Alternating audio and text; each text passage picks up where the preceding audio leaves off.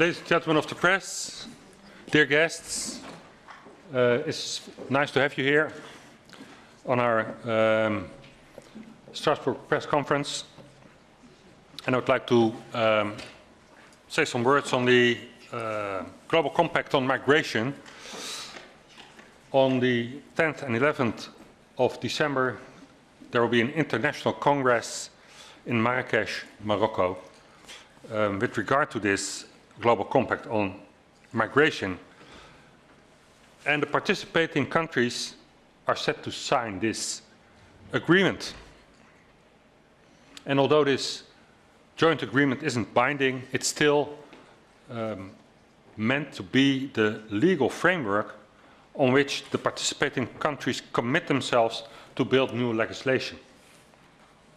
And one basic element of this new agreement is the extension of the definition of hate speech. The agreement wants to criminalize migration speech. Criticism of migration will become a criminal offence. And media outlets, and that also concerns you, that give room to criticism of migration can be shut down. The Compact for Migration is legalization of mass migration. It's declaring migration as a human right. So in fact, it will become impossible to criticize Ms. Merkel's welcome migrants politics without being at risk to be jailed for hate speech. So this agreement, to our humble opinion, is a coup d'etat of pro-migrant liberal globalists. And it will greatly benefit multinationals. Because, you know, countries who import the third world will become the third world.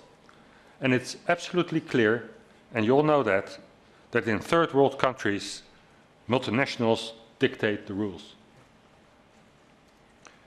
It will become impossible to state that integration of migrants from Islamic countries in Western cultures is impossible. It will become impossible to mention the fact that mass migration deteriorates the Western welfare systems and the fact that mass migration leads to explosive surge of rape and murder. And this makes the timing of the Compact on Migration significant as we are heading towards elections of the European Parliament next year. With this treaty, the EU member states and the European Commission are destroying the political level playing field. It allows them to cut funding of migration-critical political parties and silencing the political opposition. And to me, I would like to state this very clearly, the Tommy Robinson case in the UK is the first example to be set, and it will be an example that will follow, and probably during the elections, based on the Global Compact on Migration. So, that means the conclusion can already be that European Parliament elections will be rigged. And only the United States of America, Australia and Hungary have indicated not to sign this agreement. So we herewith urge every country that opposes mass migration to reject this compact. Thank you.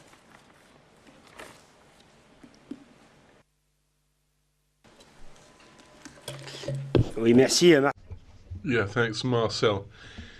I think the question before us right now is quite a significant one because the UN has as a declared objective to act for peace and stability in the world. And you see that they've moved wholly outside the ambit of that role, and they're multiplying actions right now to defend globalist propaganda, specifically in terms of promoting massive immigration towards the European continent. That's why in March 2000, that's almost more than 18 years ago, a UN report said that in order to fill the demographic holes in Europe, they needed 59 million migrants arriving in Europe by 2025.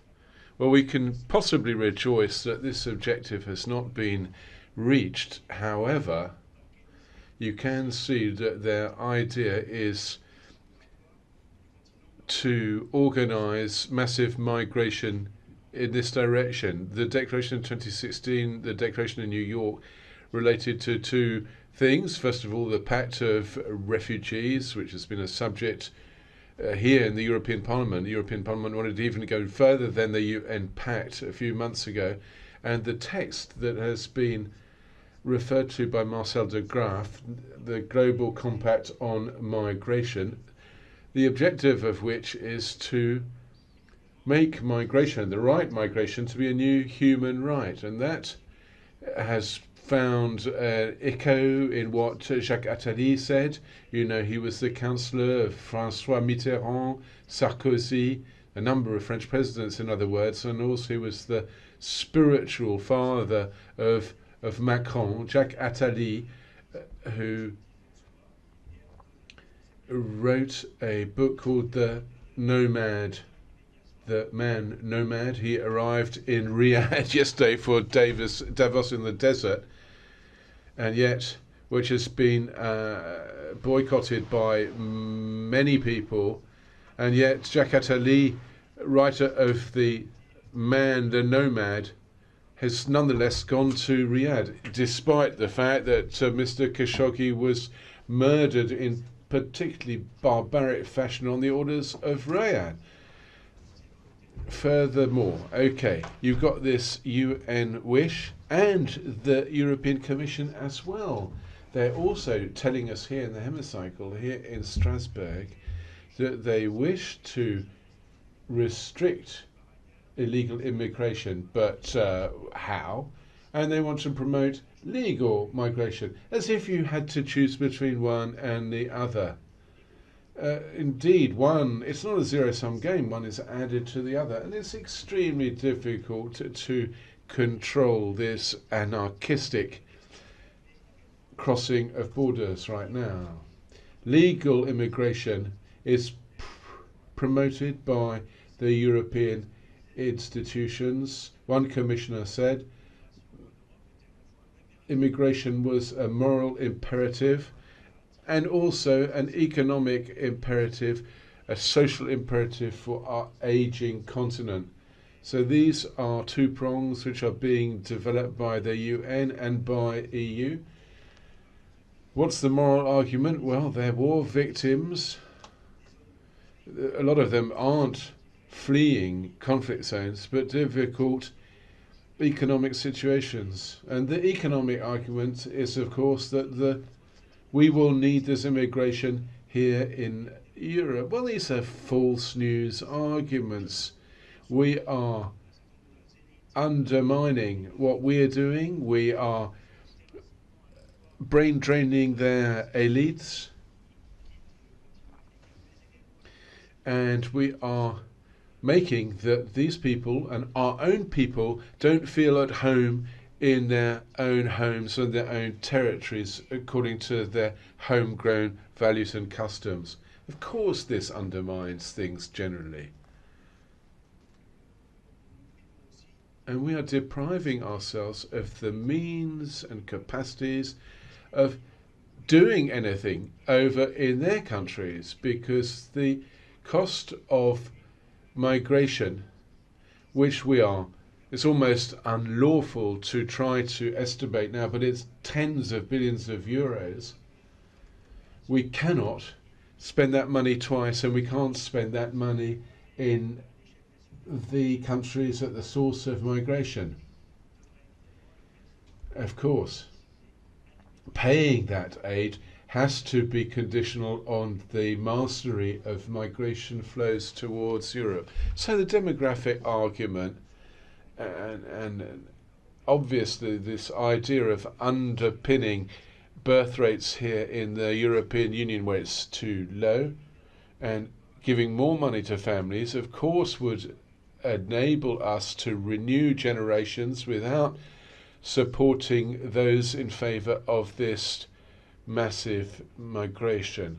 Of course, the UN's report is very worrying, but at the same time, I believe the credibility of the UN in migration questions has been seriously undermined. You can see that Trump has said he's not going to sign the pact. We have heard declarations of different heads of government, Hungary, Poland and Austria, saying that they weren't going to sign the pact either. And let me wind up by saying that the United Nations organization seems to be wholly colonized by those arguing in favor of Islam. Why do I say that? Well, recently the UN has asked France to abrogate its 2004 legislation saying that you can't wear a burqa on the grounds that it is undermining human rights. And yet we know that why do people wear burqas in the public? It's either worn by women who are suffering pressure from their surroundings, their family, or making a religious statement. One of these two reasons. In other words, it's not really a question of choice unless it is. So the UN is interfering increasingly in national policies which are wholly within the ambit of national sovereignty. They are globalist.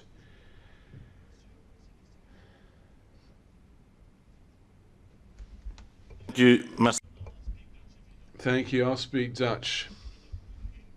Yeah, I've got 1 minute, which I want to add a few things to that. In the beginning of, or spring of 2018, there was a minor incident in Flanders. Theo Frank, the State Secretary for Migration, and Jan Jan Bon, and the Minister of Foreign Affairs, said that they would sign the compact on migration in Morocco. They kept it pretty secret. They're playing the cards very close to their chest. However, when it came out, there was a rather lively debate. First of all, Theo Franken, who is a bit like Berlusconi in Italy, and he said that he was against migration, but given that he wanted to sign the migration compact in Marrakesh, you could see that he was aligning himself with the migration policy of the EU. Frank was defending things that it was all done behind the screens, and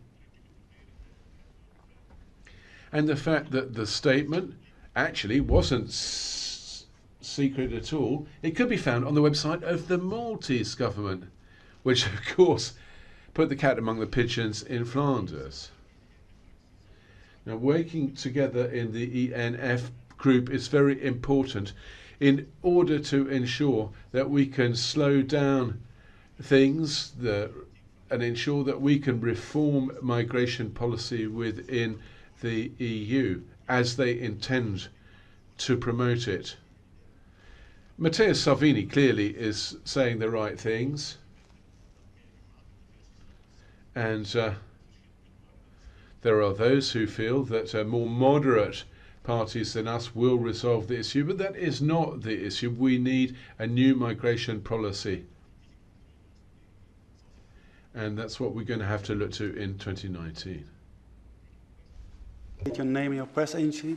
Go ahead.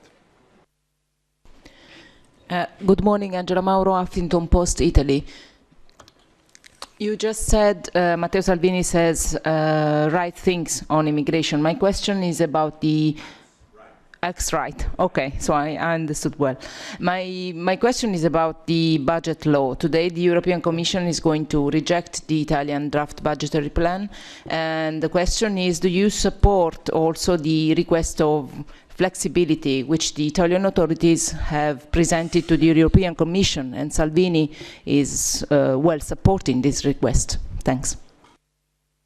Well, budgetary policy is as a whole rejected by us. It is a mean to keep the Eurozone stable, or to try to keep it stable, but the principle of a one size, one measure, one social economic policy over all over the European Union has always been rejected by us. So, of course, I'm very well placed to support the flexibility demand of Italy, because Belgium also does.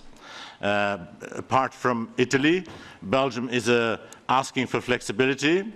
Mr. Juncker says there is no reason for it, so I'm very surprised to hear that the request has been rejected by saying everything is all right in Belgium. Everything is not all right in Belgium. And so what we reject is the EU policy within the Eurozone. Making one economic zone is a failure, is a fake try to create this European state, which we reject entirely and principally.